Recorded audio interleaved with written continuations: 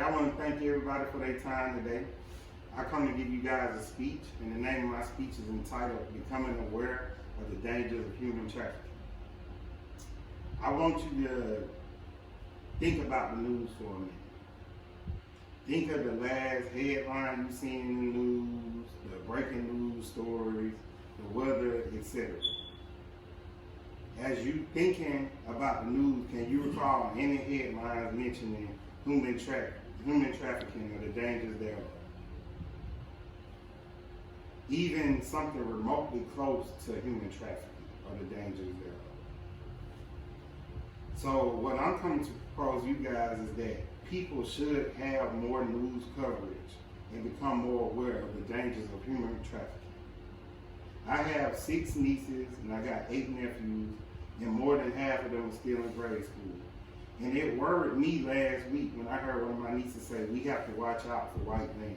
I heard they kidnap children. My solution to this worry is to educate young people and adults on the dangers of human trafficking. And I hope in doing this that I will be able to decline the number of missing children and missing adults that are victims of human trafficking. To give you a preview of what human trafficking human trafficking is a missing outline factor when it comes to the count number of our missing women and missing children. There are many ways we can recognize and prevent this epidemic of human trafficking from even existing. In order to subsidize the problem of human trafficking, first we must become aware of what human trafficking is and why it exists. Some of the human trafficking issues that I have, so y'all can become aware of it is, and I'm going to start off by showing you the dangers of human trafficking. According to the Department of Health and Human Services, human traffickers may suffer from an array of physical health issues stemming from immune problems, poor living conditions, poor sanitation, inadequate nutrition, poor personal hygiene, brutal and physical and emotional attacks in the hands of their traffickers. And a lot of this stuff comes from the dangers in the workplace, dangers at school, and things like that. Victims of human trafficking, according to the Polaris Project, are frequently lured by false promises and lucrative jobs, stability, education, or even loving relationships by people who are human trafficked. Victims can be men or women, adult or children, foreign nationals, or even U.S. citizens. While they share the trait of vulnerability, victims have diverse ethnic and social backgrounds, varied levels of education, and may be documented or undocumented. That doesn't necessarily mean the victims don't necessarily have to be someone who's from a third world country. They can be right here in the country that we're in right now. To satisfy these steps and how I plan to make people become more aware of human trafficking is by showing you the tactics that are used in human trafficking. People associated with human trafficking often drive white vans with tents. They often lure kids with candy and monetary promises such as things like shoes, clothes, jewelry, even making them feel like they can be movie stars and things like that. Another way to be mindful of not becoming a victim of human trafficking is you should be aware of your surroundings. People associated with human trafficking often seek those who not paying attention to their surroundings, and they always catching them off guard, looking for people who looking in their phone or looking for somebody who's by their cell phones. A way that they do this is by leaving strings and ties on the victim's car, and it might be in the most irritating spot, and they get you to pull over in the spot, and they wait till you by yourself, and they'll come up behind you while you're taking the stuff off your car, and they'll usually sedate you with like something like a needle or something that's got like a smell on it, so you'll be knocked out cold. And they don't necessarily mean when they come in to sedate you that they're always trying to kill you. They could be using you to make money, they could be using you for organs, they could be using you for a lot of different things. And the reason they do this is because it's a black market value, and they can make a lot of money off of just using your organs or just using young people just to be in movies or like adult films or anything like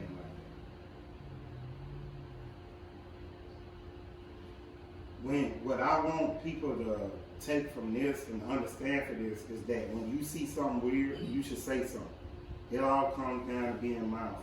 A lot of people, when they see weird stuff, they don't say nothing right off jump. They wait and they be like, oh, well, I seen that thing and I thought it was weird, but I ain't think nothing about it until it popped up on the news.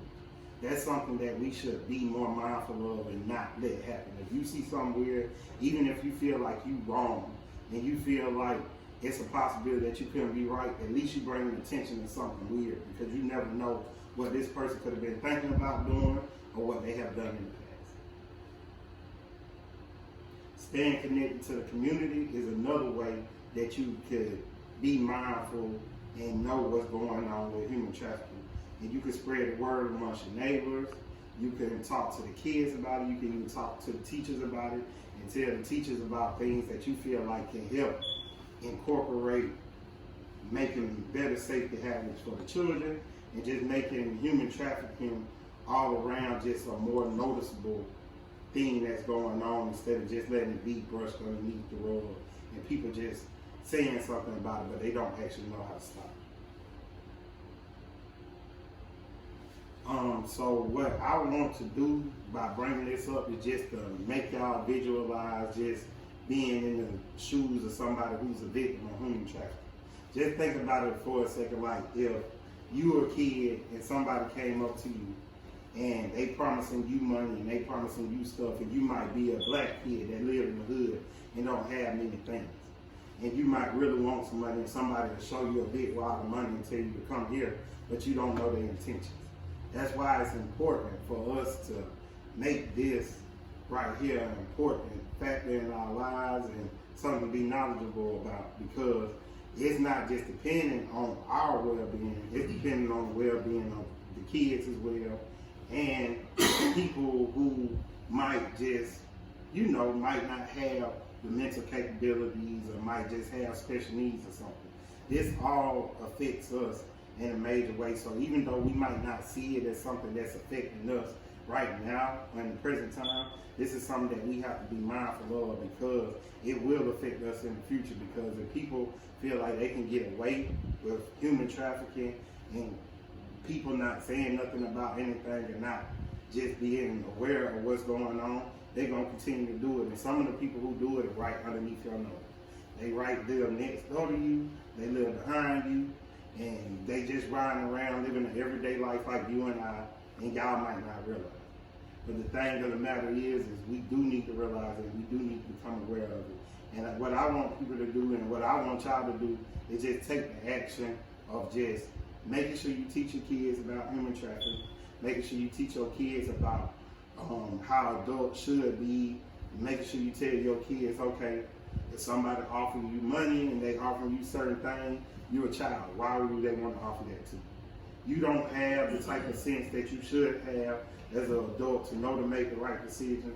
So just make sure that if you see somebody and you think they weird, you come and find an adult. If you by yourself, take off running, get the hell on. Don't stay around and try to figure it out, because that's what they want you. They want you to be by yourself.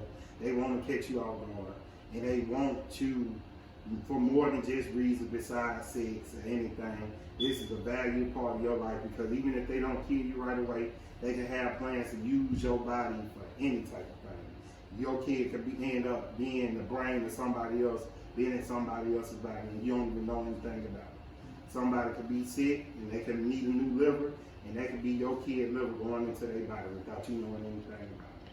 So it's a very important issue that I'm bringing up to you guys, and I just want y'all to take the action and just be mindful. And next time when you see something weird, say something about it. And even when you're at school, just make sure you talk to the teachers about it, and make sure you're helping them as well to make sure they keep the kids safe. And that's the end of my speech, and I just thank you guys for y'all time.